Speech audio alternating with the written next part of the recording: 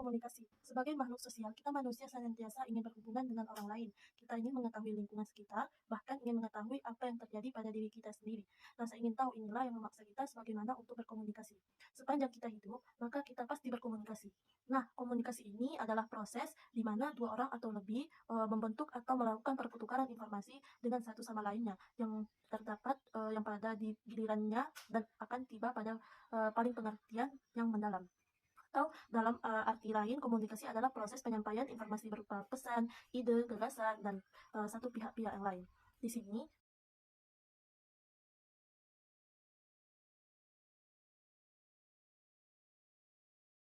sini, komunikasi terdiri dari 5 komponen, yaitu komunikator, adalah orang atau pihak yang bertindak sebagai pengiring pesan dalam sebuah proses komunikasi. Komunikator juga disebut sebagai sumber berita. Dalam keperawatan, komunikator ini biasanya perorangan, kelompok atau organisasi. Selanjutnya komunikan atau disebut juga audiens. Ini adalah pihak yang menerima pesan dalam proses komunikasi. Dalam keperawatan, komunikan bisa perorangan, keluarga, kelompok, ataupun masyarakat. Selanjutnya pesan adalah segala sesuatu yang akan disampaikan. Pesan dapat berupa ide, pendapat, pikiran, dan sasaran. Selanjutnya media adalah segala sasaran yang digunakan untuk komunikasi, untuk oleh komunikator untuk menyampaikan pesan. Saluran komunikasi dapat berupa panca indera manusia maupun alat buatan manusia. Selanjutnya efek atau akibat atau dampak. Ini merupakan hasil dari komunikasi. Hasilnya adalah terjadi perubahan pada diri sasaran. Perubahan ini dapat ditemukan pada aspek pengetahuan, sikap, tingkah laku. Secara garis besar, bentuk komunikasi dibagi menjadi 4. Yang pertama, komunikasi personal. Komunikasi personal terdiri dari 2 bentuk, yaitu komunikasi intrapersonal, yaitu komunikasi yang dilakukan pada diri sendiri dan terdiri dari sensasi, persepsi, memori, dan berpikir. Komunikasi intrapersonal biasanya dilakukan oleh seorang ketika merenung tentang dirinya atau pada saat melakukan evaluasi diri. Komunikasi interpersonal yaitu komunikasi yang dilakukan pada orang lain atau komunikasi yang dilakukan oleh 2 atau lebih. Komunikasi yang dilakukan perawat dengan klien bisa dikategorikan sebagai komunikasi interpersonal. Yang selanjutnya yang kedua, komunikasi kelompok. Komunikasi kelompok terdiri dari 2 bentuk komunikasi, yaitu komunikasi kelompok kecil meliputi ceramah, diskusi, forum seminar, dan lain-lainnya.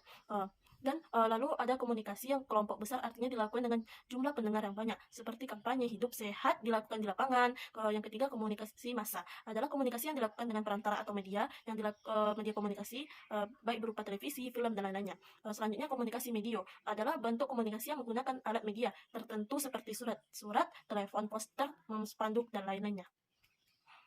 Itu dapat merubah dalam komunikasi kita berusaha menciptakan pemahaman. Setelah memahami apa yang dimaksud komunikator, maka akan tercipta pendapat dan berbagai macam dan berbeda-beda bagi komunikan.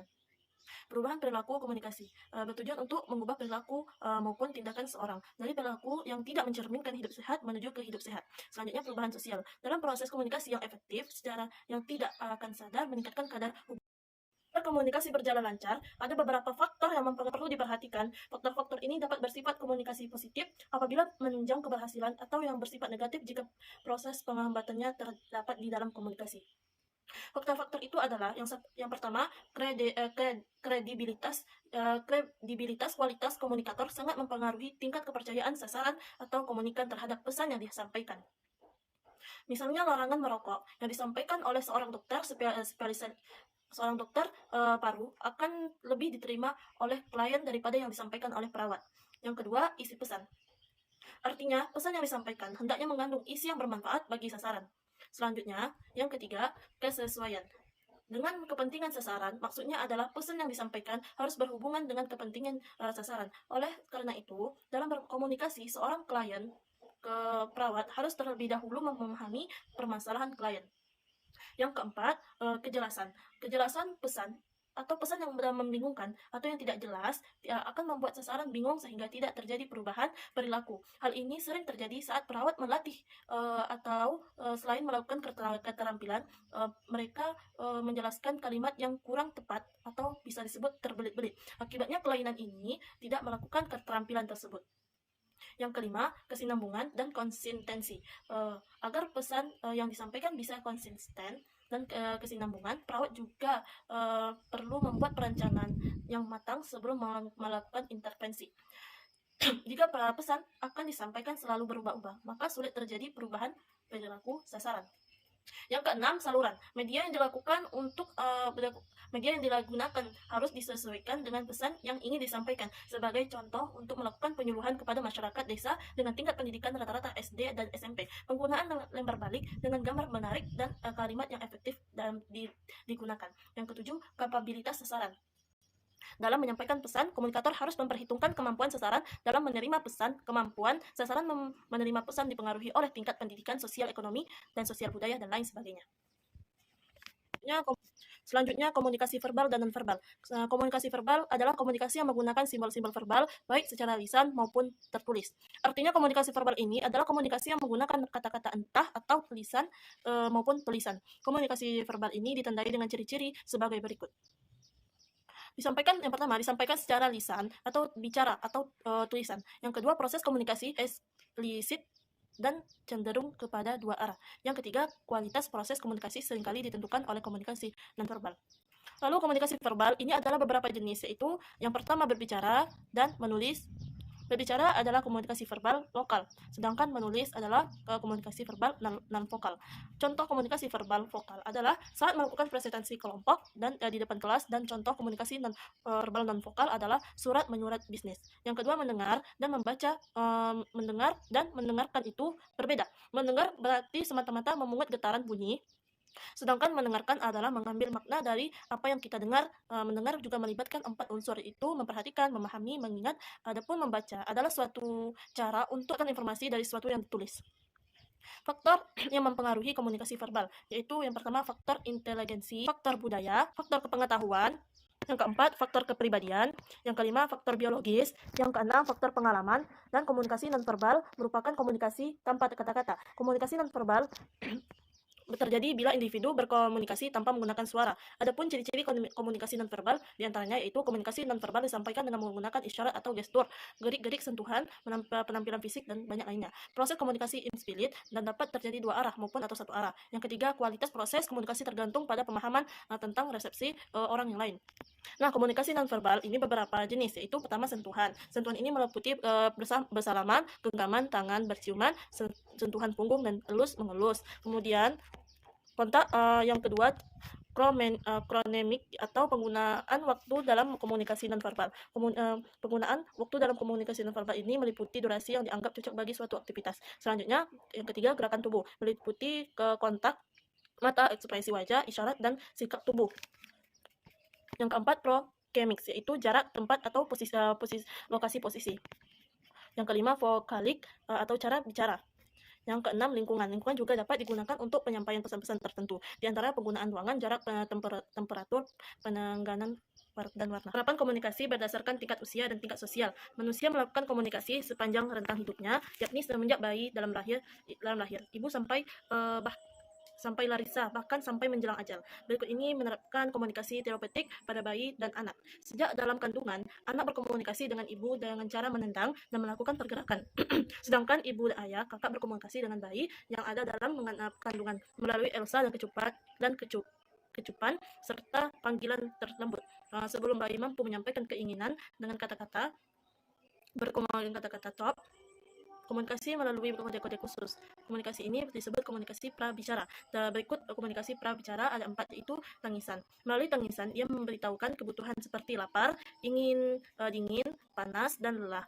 Bayi hanya akan bisa menangis apabila ia merasakan sakit atau tekanan. Yang kedua, ocehan dan celoteh. Ocehan ini terjadi pada bulan awal kehidupan bayi, seperti merange, menjerit, menguap, bersin, dan menangis.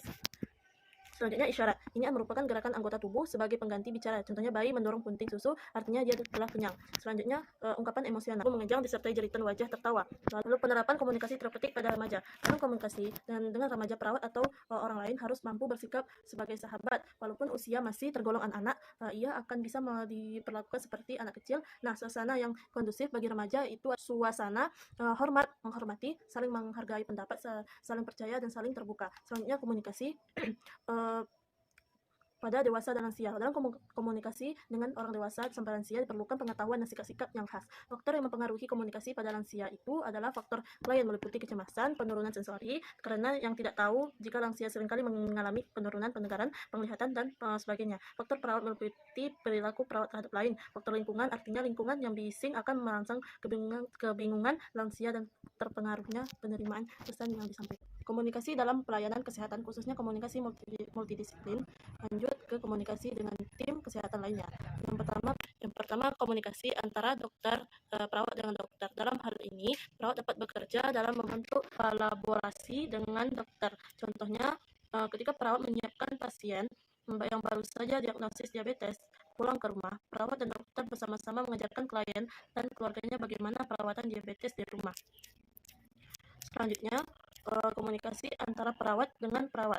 Hubungan perawat dengan perawat dalam memberikan pelayanan keperawatan dapat diklasifikasikan menjadi 3, yaitu hubungan profesional antara perawat dengan perawat. Ini merupakan hubungan yang terjadi karena adanya hubungan kerja dan tanggung jawab dalam memberikan pelayanan keperawatan.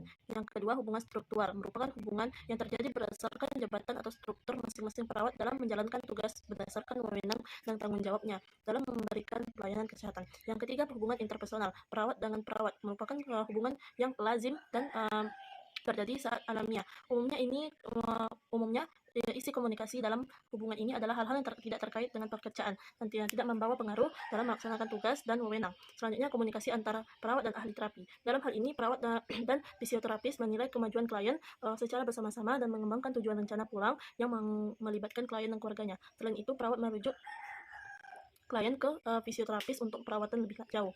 Selanjutnya, komunikasi antara perawat dan ahli farmasi. Perawat juga harus selalu mengetahui efek yang dituju, dosis yang tepat, dan efek samping dari sebuah obat-obat atau dari seluruh obat-obatan yang diberikan kepada pasien. Bila informasi yang tidak diketahui perawat, maka perawat harus berkomunikasi kepada ahli farmasi. Saat komunikasi terjadi, maka ahli farmasi memberikan informasi tentang obat-obatan yang mana sesuai dan dapat dicampur atau yang diberikan secara bersamaan. Yang kelima, komunikasi antara perawat dan ahli gizi.